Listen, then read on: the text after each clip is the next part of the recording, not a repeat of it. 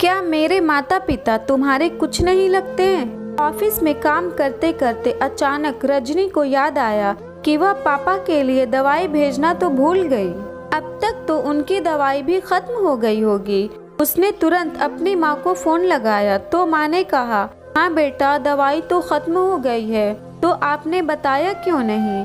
बेटा, मुझे लगा कि तुम्हें फुर्सत नहीं होगी, इसलिए तुम्हें नहीं बताया। नहीं माँ, मेरे दिमाग से निकल गया, आपको बताना चाहिए था। दवाई खरीद कर रखी है और हाँ, पापा की रिपोर्ट भी मेरे पास ही है। मैं आज ही विनय के हाथ भिजवा देती हूँ। ठीक है बेटा, भिजवा दो। अरे सुनो, अगर दामाद जी को फुर्सत नहीं है तो रहने दो, तुम्हारे पापा ही जाकर ले आएंगे। नहीं माँ, पापा को आने मत बोलो, उन्हें आराम करने दो। मैं विनय को बोलती हूँ, वही चले जाएंगे। वैसे भी आज उनकी छुट्टी है, घर पर ही हैं। ठीक है बेटा। फिर पति को कॉल किया कि घर में दवाई रखी हुई है और साथ में रिपोर्ट भी है, जरा आप पापा को पहुंचा दीजिए। मैं नहीं जाऊंगा, कल तुम ही दे आना। आप ही चले जाइए ना, उनकी दवाई खत्म हो गई है। अरे यार, तुम वीकेंड पर भी घर में चैन से नहीं बैठने देती हो। सुबह से तो बैठे ही थे, जाइए ना, वहाँ आपको रुकना तो है नहीं, बस दवाई देकर आ जाइएगा। मुश्किल से 1 घंटा लगेगा। विनय ने पहले तो काफी नानुकुर किया, लेकिन जब रजनी ने कई बार कहा तो झुंझलाकर बोला, हाँ ठीक है, देखता हूँ। तब रजनी निश्चिंत हो गई। वो शाम को ऑफिस से निकलकर बाजार चली गई। रजनी के पापा की तबीयत पिछले कुछ महीनों से ठीक नहीं चल रही है।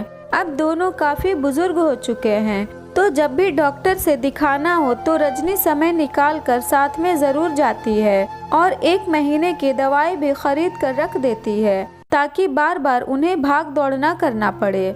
इससे समय बचने के साथ साथ कुछ हद तक दवाई पर डिस्काउंट भी मिल जाता है। रजनी बाजार से सब्जी और दूध भी ले लिया, ताकि कल घर से निकलने की जरूरत ना हो। सारा सामान लेकर वह घर की ओर चली, मन ही मन तालमेल बिठाते हुए कि इस महीने में 1 दिन ससुराल जाने के लिए समय निकालना है और 1 दिन मम्मी पापा से भी मिलने जाना है। यही सब सोचते हुए घर पहुंची तो देखा पति देव सोफा पर टांगे फैलाकर बैठे टीवी देखने में व्यस्त हैं। अरे बड़ी जल्दी आ गए आप, कहाँ से दवाई देकर?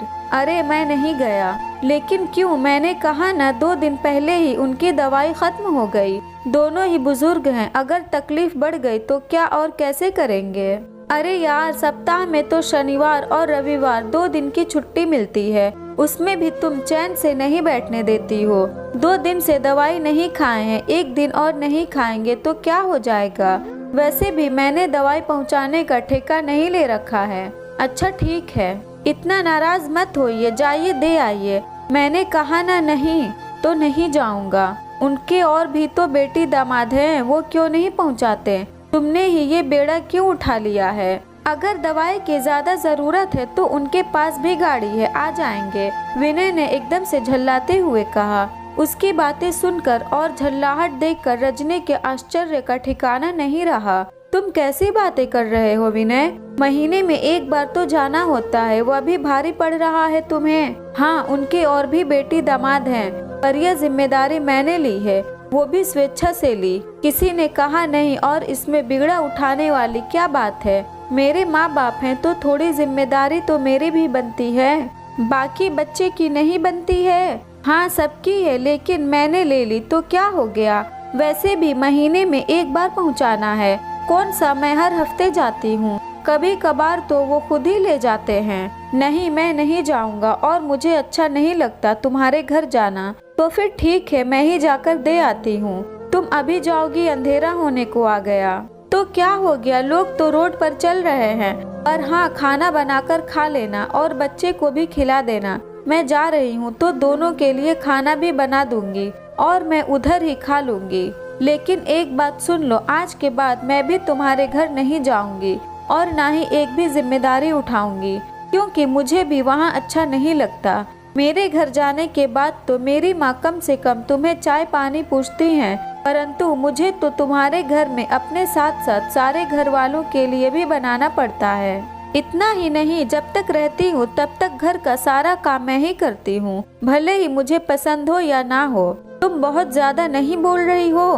अरे तुम ऐसा कैसे बोल सकती हो, वो मेरे माँ बाप हैं, तुम्हारे सास ससुर। वो तुम्हारा ससुराल है, जिम्मेदारी तो तुम्हें उठानी ही पड़ेगी।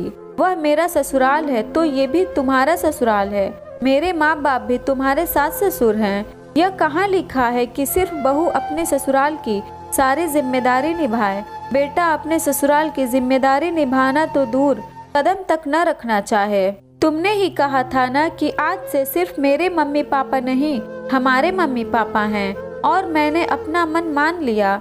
जो जिम्मेदारी दी गई वह सभी निभा रही हूँ। पर मेरे माँ बाप के लिए क्या तुम्हारी कोई जिम्मेदारी नहीं बनती है? वह तुम्हारे कुछ नहीं लगते हैं। देखो तुम न बिना मतलब के एक छोटी सी बात को खींच रही हो, बतंगड़ बना रही हो।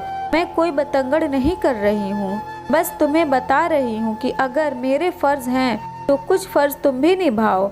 अगर नहीं तो आज के बाद मैं भी अपने ससुराल की सभी जिम्मेदारियों से खुद को मुक्त करती हूँ। कोई कितना भी कहे, मैं किसी की एक नहीं सुनने वाली।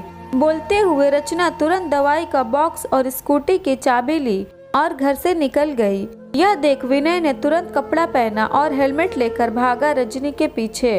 अरे तुम रुको यार, मैं दवाई देकर आता हूँ। अरे नहीं, तुम घर में बैठो। तुम्हें अच्छा नहीं लगता मेरे घर पर जाना? तुम्हारी प्रतिष्ठा को ठेस पहुँचती है। मेरे माँ बाप के लिए कुछ भी करने में तो तुम रहने दो, मैं कर लूंगी। अरे तुम भी बहुत जल्दी हाइपर हो जाती हो, रहने दो, मैं जा रहा हूँ। फिर रजनी के हाथ से दवाई लेकर देने को चला। पति को जाते देख रजनी निश्चिंत हुई। मन ही मन सोचने लगी, कभी कभी बोलना और सामने वाले की गलती का एहसास दिलाना भी जरूरी होता है। अगर ये स्टोरी आपको अच्छी लगी तो इस वीडियो को लाइक करें और नए हैं तो हमारे चैनल को भी सब्सक्राइब करें।